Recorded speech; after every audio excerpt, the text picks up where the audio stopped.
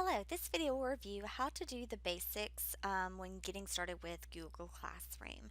So the first thing you want to do is open up your Chrome browser. You want to log into your Google account so you'll know you're logged in over here on the side. You want to come to the waffle area and you want to find Google Classroom in your widget. If not, you can just type in Google Classroom here in Google and it'll pull it for you. Then you'll be located in your Google Classroom. Now this is going to show courses that you own or are the teacher in. It'll also show you courses that you are enrolled in as a student. So to create our own class, we want to come up to this top right to create or join a class. And in this instance, we're choosing to create our own class as if we were the teacher. So we're going to create a class, we're going to agree to the terms, and then we're going to give our class a name, a section, subject, and room if we want to. So in this case, you might just want to name it your name. So Miss Schaefer's class.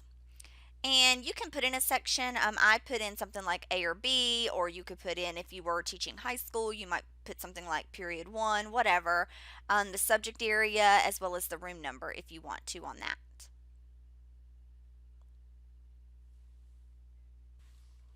So notice that our course has now been created. Notice up here at the top that you have a class code. This is going to be the code that you're going to give to your students to be able to join Google Classroom if they are joining on their own. Now it might be that your school has set up to where they auto-populate the students into your class, and in that instance, then they won't need to. But this is if they're joining the class themselves, and so they can either just go log into their Google, choose that top plus button, join class, and type in the code. Or you can actually just copy this link for them and give them that web link. And so when they go to that web link itself, it will ask them to join the class. And so that's another way that they can get in. So you want to make sure that you give them either that code or that link. Something else you can do is you can change the background of your class. So you can either select a theme. So if you want to pick a theme that's, aligns with what you are teaching, you can do that. Or you can upload a photo. So it might be if you have a photo of your actual class. You took a photo of all of you together. If you have a photo of your classroom, something like that. You can also do photos of, say, your Google Classroom that you create, which we talk about later in the course. You can include those as well. All right, so now let's talk about the main toolbar here at the top. So the stream area is what we're looking at now. It's very similar to announcements. So this is where you could post announcements to the class. You'll also see by default if when you post assignments in D2L under the Classwork tab, you're going to see that it post a little message here as well for them. So you can click here and you can add something. So welcome to the class. Please watch this welcome video. So you can have this, and then down here at the bottom you can add, and you can choose to pull in something from your Google Drive, a web link, a file, or a link to YouTube. So let's say I made a video and I put it on YouTube, or there was a cool video on YouTube that I wanted to include. I can choose add YouTube, and then I can search it right here.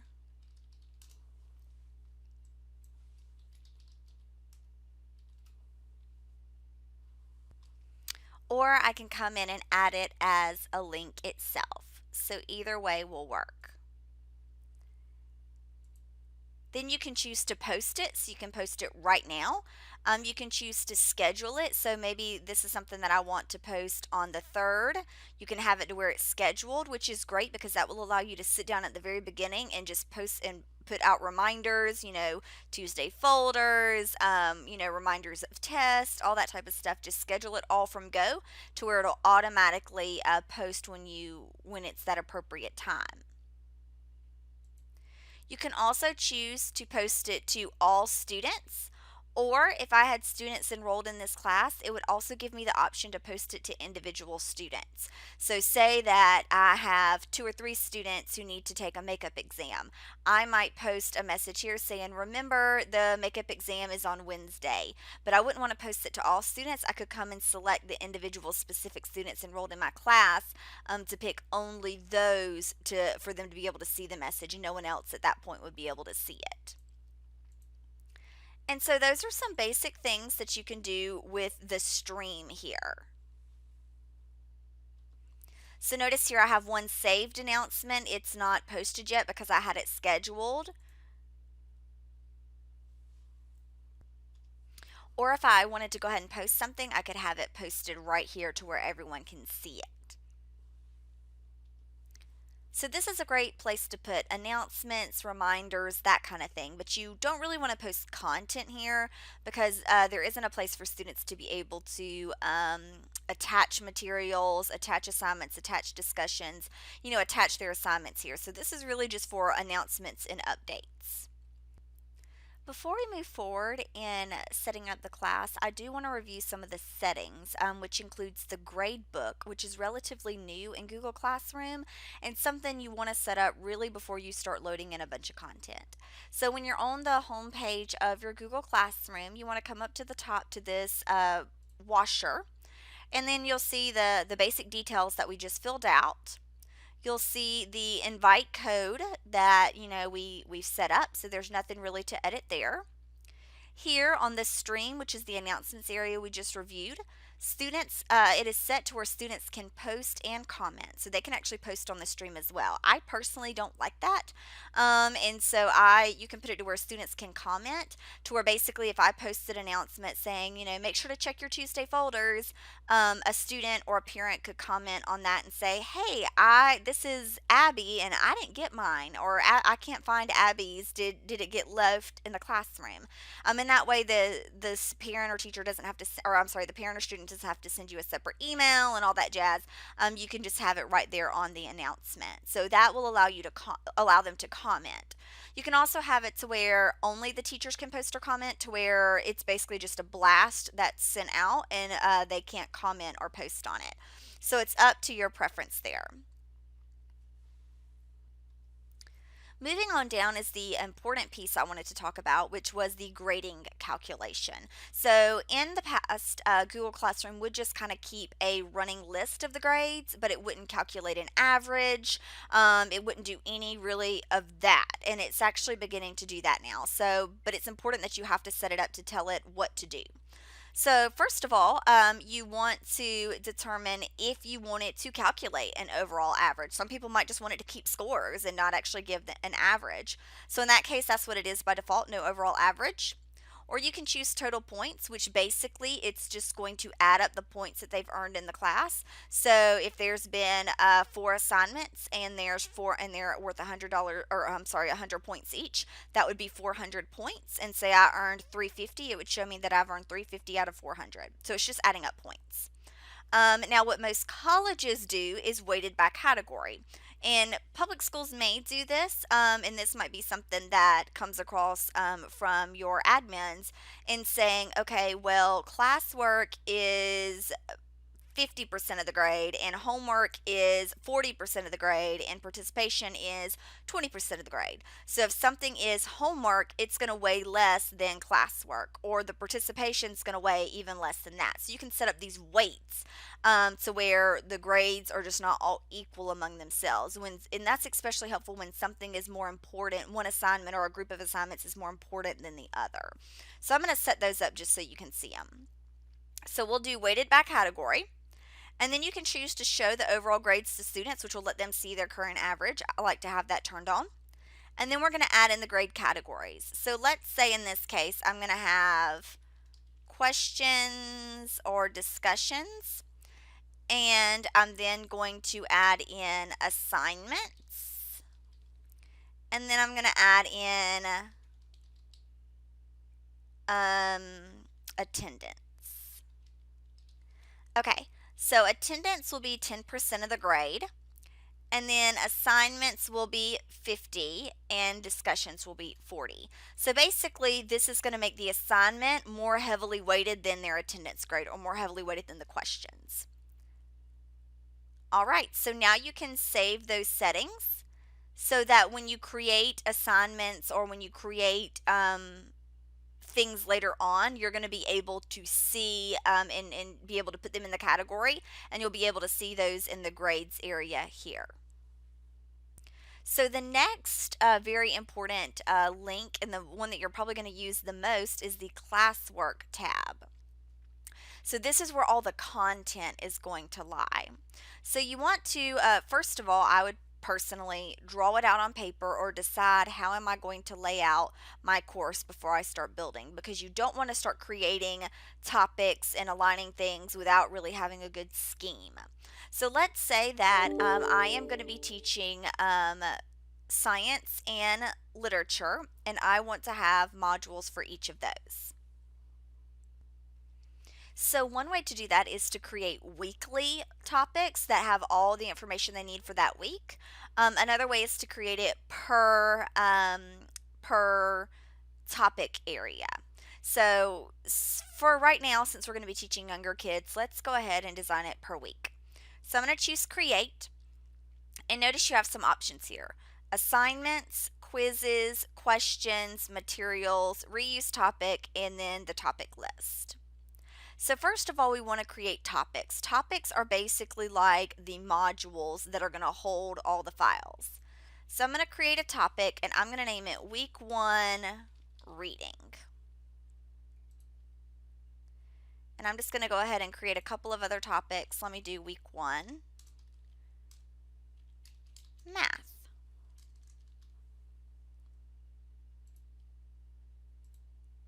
And then I'll create another one and do Week 1 Science. Okay.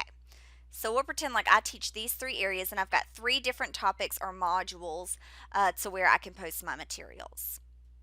So the next thing you can do is to create material. Now when you create a material, this is only in cases to where you are wanting to pull in or give them information. The students are not able to submit assignments or, activities to the material. It's just for viewing. So let's say that I have a couple of Google Slides, or I have some Google documents, or I have some web links that I want to include for the materials. I'll choose Create Material. I'll give the title a name, so I might say Fact or Fiction, and then I can give a little description here. And so often I post a note of what they're supposed to do. So in this class, the following links that we're going to link in are going to be used to distinguish between fact or fiction. Please review these before moving on to the activities in the module. Okay, so then from down below, I can choose to either I can go into my Google Drive and add files, add web links, files, or YouTube videos. I can also choose to create a document, a slide, a sheet, a drawing, or a form. So say that I didn't already have these created, I could go ahead and create them there. So let's say that I wanted to create a fact sheet about facts or fiction. I could just create documents. It would allow me to create the document. It gives me a blank document, intro to fact or fiction. And here might be where I type my information. Fiction is blah, blah, blah, blah, blah. Fact is blah, blah, blah, blah, blah. And then, of course, I can insert images. I can do all my different things here. So that is automatically going to be included here in my link. So now when students click on it, they will be able to see that document. Let's say that there's already a document that I've created that I just want to link in. I can do add from my Google Drive, and it will allow me to pick something. So maybe I want to include this interactive slideshow, so I can pull it in. What if it's something that I want to upload from my computer? I can choose add file, and it will allow me to upload it from my computer. It will also put it in Google Drive for you so that it'll be saved there as well. And then, of course, you can link in YouTube videos, or you can come in and put in your link to the YouTube video. So once we are finished with this, over on the side, we can choose what class we want it for. This is particularly helpful if, say, if you're teaching multiple classes. So say you're in high school and you have one class for period one and one class for period two and one class for period three, and you want to post this in all three of your classes, you can choose multiple classes to post it in. That way you don't have to keep redoing it in every class. Again, you can post it to all students, or if you could list, it'll list individual students enrolled in the class. So it could be that this material is used for everyone or just individuals, which is good for differentiated instruction. You can create materials or assignments and post those or give access to only certain students based upon their current functioning level. If you have the red, blue, yellow group, whatever, you can restrict the assignments based upon that. So that is really helpful. You want to make sure that you put it in the topic that it goes in. So this is going to be reading, so I'm going to post it there. Again, I can post it now, or I can schedule it and put in a date of when I want it to open so that they don't see it until it is posted, and it'll just automatically release when it is time for it. So I'm going to go ahead and post that.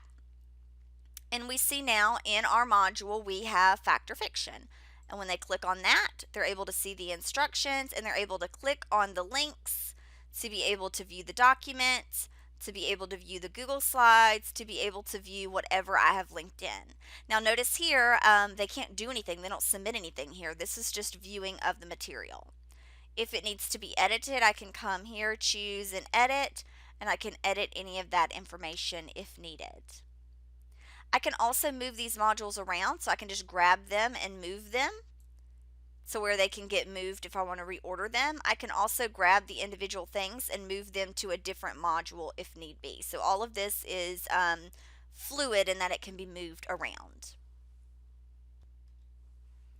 So now let's say we want to create an actual assignment. So we'll come to create, and our two options are assignments, which is where the student basically has a file of some kind and submits it to the instructor. We have a quiz, which is going to use Google Forms to create a quiz, or we have a question, which is very similar to a discussion. So let's start with a question first. So we'll choose a question, we'll give it a name. So we give it a name. Over here on the side, we can choose if it's short answer or multiple choice. I would imagine in most cases for a discussion, you would have a short answer so that they're typing out their answer. And then here's where you will post that, the actual discussion itself. Okay, so I have the instructions. I tell them that there's a link below. So again, you can come to add a file from Google Drive, a link, a file from your computer, YouTube, or create a file of some kind. So in this case, I say that I'm going to include a link. So I'm going to go to add a link. I'm going to drop it in. And again, I could continue to add more and more resources here. So now we want to come over to the side and make some decisions about the settings. So I want to make sure which class it's going to be posted to. Again, I can post it to multiple classes, which is super helpful. I can choose to post it to all students, or if I only wanted to go to a subset of students, I could post it here. Here I put it in the grade category that it goes into. So this was for those who set up grade categories earlier on. So this one is a question or discussion. And then I put in how many points it's worth. So out of 100, out of 20 points, out of 50 points, however many. Or if it's just ungraded and I'm not going to grade this assignment, I can just choose to ungrade it.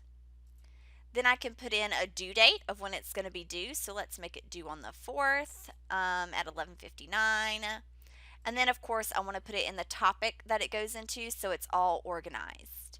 This will also allow them to reply to each other, which is great. If you just have it initially of not replying to each other, they can just post their original.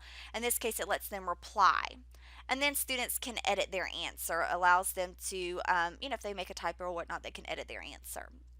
So I can come up and either ask it now, schedule it to be asked and post later, or save it as a draft if I'm not done working on it. So I'm going to go ahead and ask it. And it gets moved here. Now, ideally, I want them to look at this before this. Google Classroom, post whatever you, the most recent thing that you make first. So in this case, I'm just going to move it because I want it to be first. There we go. And so now, if you notice, I go to stream, it noticed that Autumn posted a new question. So they're going to see this as they log into Google Classroom. So they say, oh, okay, well, my teacher posted a new activity for me. So you'll be able to see all of that. So the next assignment we want to create is an actual assignment. So we're going to go to create assignment. And again, we're going to type in the title and the instructions. Okay, so notice so far we've included the title, the instructions, and then all of the settings over here, or at least most of those. So what we're going to do now is we can either add in a file from Google Drive or the other links. And again, remember, you can add multiple things. So you might have a video for them to watch and a link or whatnot. So you can add multiple things, but again, you can also create them. So in this case, I want to create a Google Doc. And so in this document, I've set it up to where they're going to have a link of books and they're going to sort them as either fiction or nonfiction. They're going to type in the titles here. So just something really quickly that I put together. Okay, so notice here that they have the link. So when you do an assignment, you can have it to where students can view this file, so to where they can only look at it. Students can edit this file. Now, this is in cases to where they are collaborating with each other, or make a copy for each student.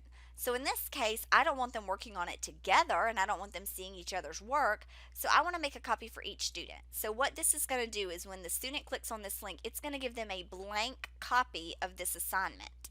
And then when they get completed with it, they can submit it and it will be their own. So basically, I took one file and it was basically like going to the copy machine and making 20 copies, is essentially what this is doing. So again, I could add in additional files or additional links if I want to, or I can come over and create a rubric, which is helpful if I'm going to be grading an assignment. So I can either reuse a rubric I've already created, import one from Sheets, which is like the version of Excel, or I can create a rubric here.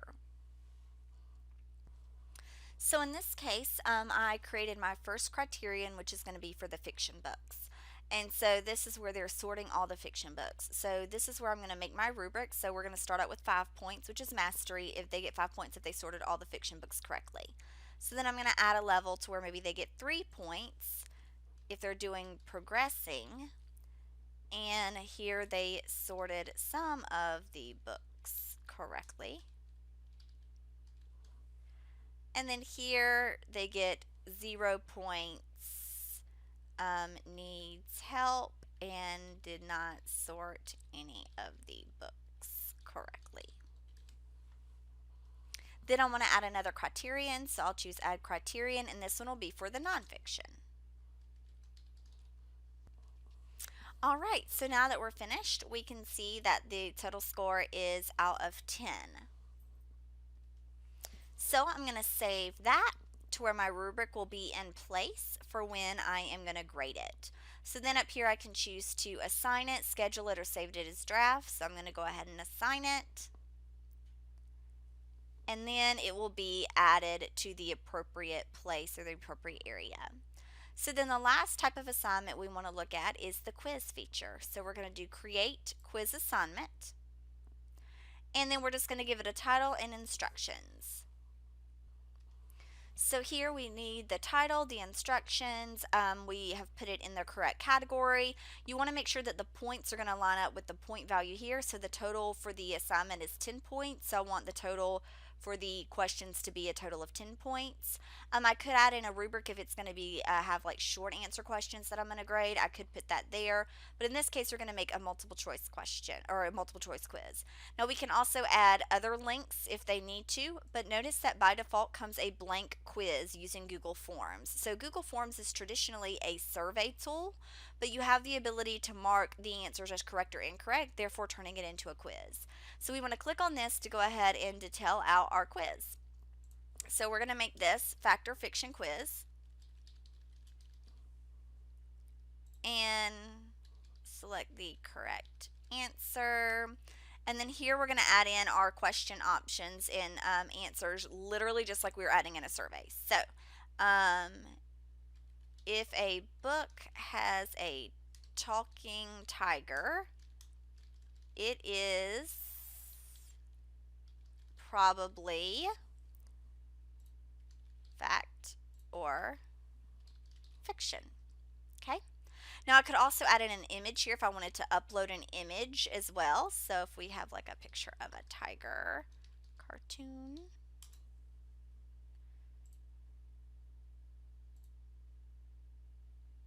could add that in. Okay. Now, very important is I want to include an answer key because if not, it's just a survey. It'll just collect the data. It won't tell us what's right or wrong.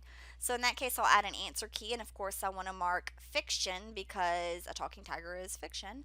I want to put in how many points it's worth, so we'll just make it 5 points. And then I want to give answer feedback. Now, when I give answer feedback, this is going to be what they see after they submit their quiz. So if they answer incorrectly and they say that a talking tiger is fact, what are they going to see? So I might say, no, remember that tigers cannot talk. It must be fiction. I could also include web links or videos if I wanted to here to support my feedback. And then I want to go to correct answer, and then I can add in, yes, talking tigers are not real. And I save that feedback.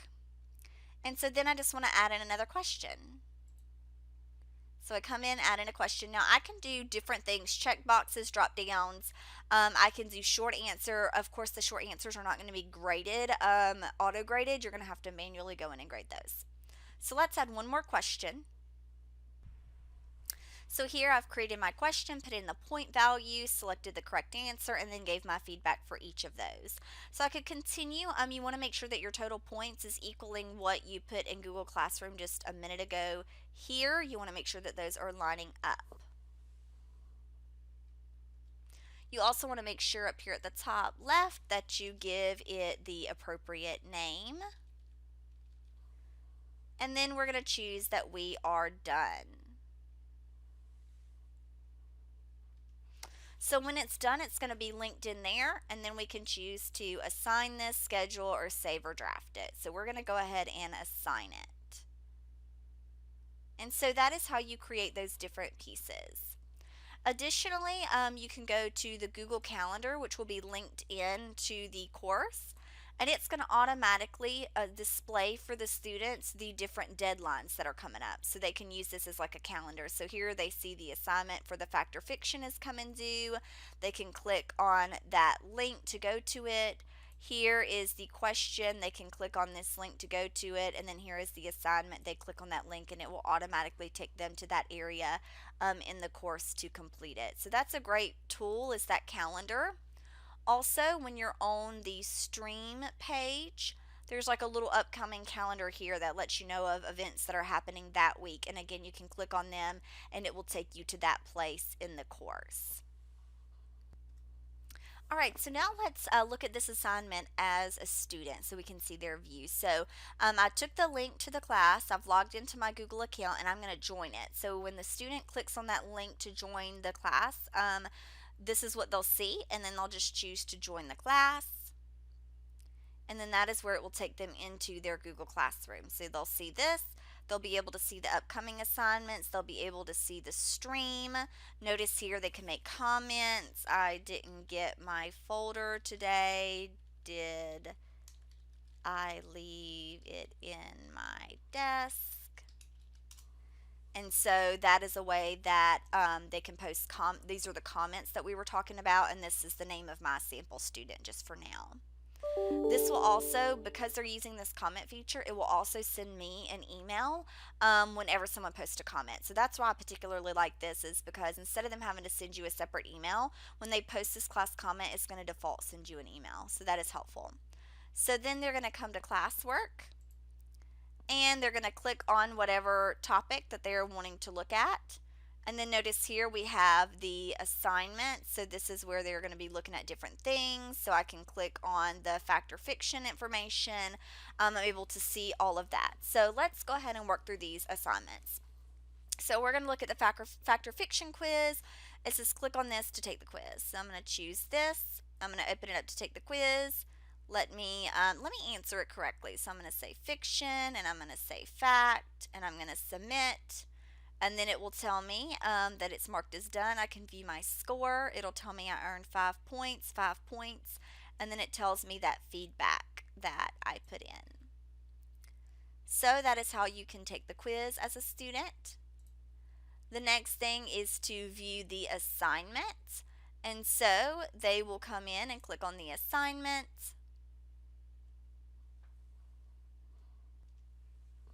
So we want to go ahead and click on the assignment. It'll open up and then we'll do whatever we're supposed to do.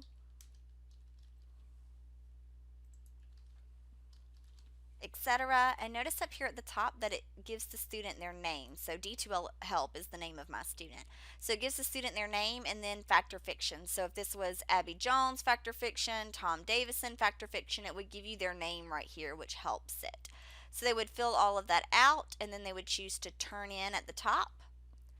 And so when they do that, it will, this is turning in the assignment. So they go ahead and turn it in there. And then also here they can leave a comment. So I got a little confused. I think I might need some help. So what will happen here is when you go to grade the student's submission, not only will you see their file, you'll see their little comment here that was privately sent only to you. So only the teacher can see it. If they figured it out or they're like, oh, you know, I realized what I did wrong, then they can actually unsubmit it. And they'll be able to unsubmit it, redo the assignment, and resubmit it. This is also where they can see the rubric that they'll be graded with if necessary, if they want to be able to see that before they are graded. So that's how they do the assignment. And so now we're just going to go back and we're going to do classwork. And then this was the actual material they were supposed to look at, so they can click on those links. And then here is the discussion. So we're going to view the question. We're able to click on this link and then we're going to post our favorite fiction book. So over here on the side is where I'm going to type my answer. So this can actually get a little bit confusing. Notice here class comments are comments for the entire class. So a student could post a comment to this to the entire class, but that's not posting to the discussion. Here is where you're posting to the discussion and you would turn that in. Now, if they want to send a private comment to you, they post it here. I have had students post their actual discussion under the private comment and it goes to me and then nobody else can see it. So it's not super helpful. So you want to make sure that they post it here. And again, the big deal is being able to see it. They can edit this if they type something wrong or need to fix it. They can also see classmates' answers, which is helpful to where they would be able to see a listing of all those that had posted and they can actually reply to someone else's discussion and make a class comment. Again, very similar to how a discussion works that you're used to. So they'd be able to see everybody that had posted and then be able to reply to them. So that is how the discussion tool works. So the first thing, notice we can go under the people category now and we have students listed. And so I can actually come here, click beside their name and email the student and it will populate their email and I'm able to send them a personal email which will run through Gmail. So that's pretty cool that I'm able to send them an email to whatever email they registered their account with. So that's great. I can also email multiple students at a time here. I can also add in students. So if I want to type in a student's name or get the invite link, I can add in students to my class here under the people. If I have a co-teacher, so I have a parapro or I have, you know, maybe an inclusion teacher, I can add them in as teachers here. So I can type in their email and it will send them an email inviting them to join the classroom as a teacher, giving them control to post and grade materials. Okay, so let's go to the classwork and see what we have going on. So I can click on the quiz and I can see that one person has turned it in. Assigned are people who have been assigned the assignment but have not completed it. So if there were 3 people in the class, one turned it in, I would have 2 more left assigned. So they haven't done the assignment yet. In this case, I only have one person in the class and that person has done it, so it's good to go. So we click on this and it shows us that D2L Help has turned in their paper. So if you click on this link, it actually just takes you back to complete the quiz. So to me, it's a little bit tricky to find their actual submission. The way to go about finding a student's actual submission is actually to be on the home page, go to Classwork, go to Class Drive folder, click on the quiz, and then you'll have a responses tab here. And then you're able to see the individual responses, and then that way you're able to see each individual response of how it was answered. So to me, that's pretty tricky, but that is the way that you go about seeing it. You can also choose to download this data into an Excel spreadsheet to make it a little bit easier to manipulate. Also, what is a little bit annoying about the quizzes is that it doesn't populate the grade. So this student, made 10 out of 10, but it doesn't automatically populate the grade. And so in that case, you still have to come into the quizzes area, you have to view the assignment, and you still have to come over, look at their response, and then type in their grade here. And you can give a private comment. So good job. So again, the quiz tool isn't perfect, but you do have to kind of go a little bit maneuver around to be able to find their score, and then you do have to go type in their actual score. So let's go back so we can continue grading. So that was the quiz. Now let's go look at the assignment. So we'll choose that. We'll click on the assignment. We're able to see it, and that was the original assignment. So I'm here to view the assignment. I can choose the one that the student turned in. So I'm able to see the one that the student turned in right here. And then I'm able to come over here to the side and grade it. And then of course I can use my rubric to grade it. So they're progressing here, and then they were mastery here. And then I'm able to see their comments here that they left for me. See me after class. And that will send it back to him as a private message. So I graded using my rubric here. I can see what they did, and then I return that. That's returning their work, and then I would actually be able to move on to the next student here if there was another student to be able to grade them. Also, as all of this is going on, they're getting an email. So as soon as I return this, they actually get an email to whatever email they're using for this account saying your teacher has graded this assignment. So they do get notices as they're going through. So now let's go back and grade the last assignment that we have, which is the discussion. So in that case, we come here, we're able to see that it's a discussion, one person has turned it in, I'm able to view the question, and then I would be able to come right down here. This would be a listing of all the students, and then if I click on them, I'm able to see what they posted. So I'm able to see that this is what this student posted, and this is what they said. So I'm able to see their discussion. I can reply to it here. Now this replies to it on the discussion board for everyone to see. Notice down here at the bottom it says one private comment, and this is where the student sent this directly to me. So if I comment back here, this is sending it privately to him. If I comment back here, this is replying to his discussion. So you want to make sure you're doing whichever one you're wanting to do. And then of course here you can type in the grade and return that. And I can also leave a private comment here. Lastly, you can go to the grades tab, and this is where you'll see all of the students' name, you'll see their individual grades, and you'll see that overall average that we set up. And again, they're calculating this based upon the weights that we set up. And you're also able to come here and return materials or view the submissions if you want to grade through the grade book as well.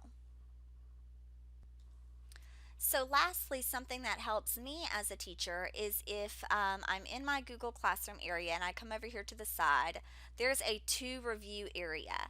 And what this does is it actually lists all of the assignments or materials in all of your classes, or you can filter by a particular class if you're looking for it. And then you'll be able to see very quickly if there are some turned in and not graded. So in this case, all the ones that have been turned in are graded. All the ones that have been turned in are graded. In this case, one has been turned in, but it hasn't been graded. And so this will let me come in there, and then I'll be able to. Here I had made it draft. I didn't actually return it, so I'll come and return it. And so that to me is a great way to, if you're just trying to grade and you're trying to see what have I graded, what have I not graded, you're able to come and quickly see and look by class, are you all squared away there?